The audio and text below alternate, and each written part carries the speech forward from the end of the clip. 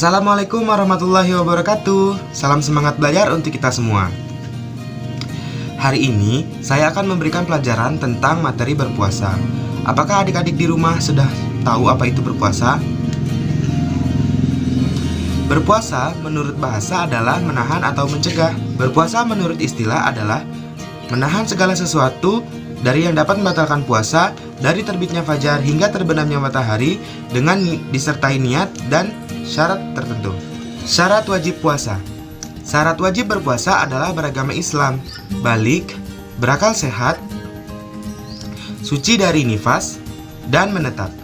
Sedangkan syarat sah pada berpuasa adalah beragama Islam, tamyiz, suci dari nifas, dan dijalankan pada hari-hari yang diharamkan dalam berpuasa. Adik-adik di rumah, sampai sini sudah paham belum? Kalau sudah, mari kita lanjutkan kepada rukun-rukun berpuasa. Rukun berpuasa adalah yang pertama adalah niat.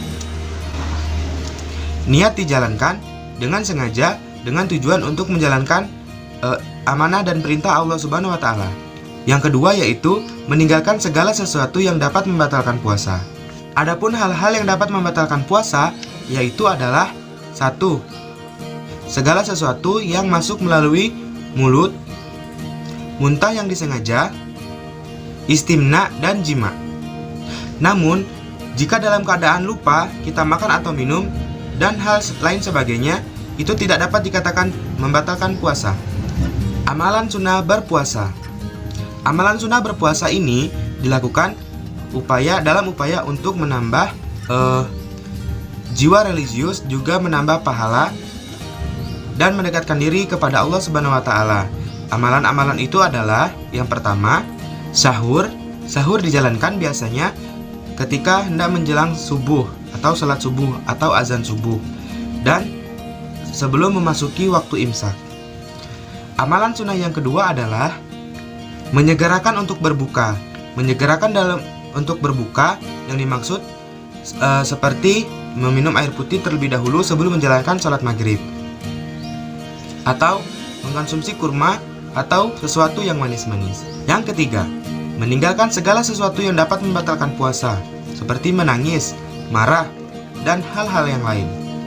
Yang keempat, memperbanyak amalan-amalan soleh.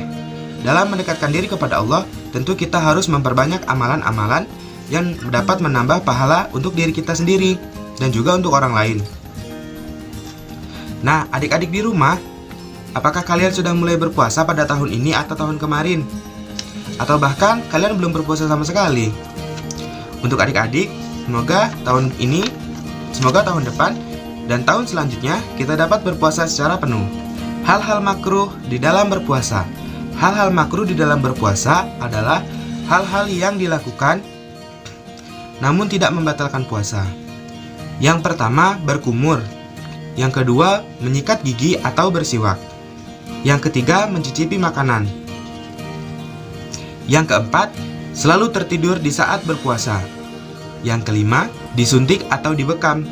Adapun hal-hal yang membatalkan puasa adalah makan dan minum ketika jam berpuasa atau hari berpuasa di siang hari. Yang kedua, murtad atau keluar dari agama Islam. Yang ketiga, bersetubuh atau melakukan hubungan suami istri ketika berpuasa.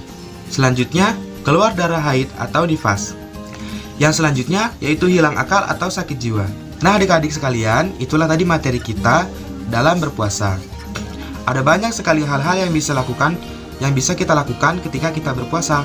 Salah satunya menambah pahala dengan cara membaca Al-Quran, rajin-rajin pergi ke masjid, selalu menjalankan sholat, dan juga tidak berbicara kasar.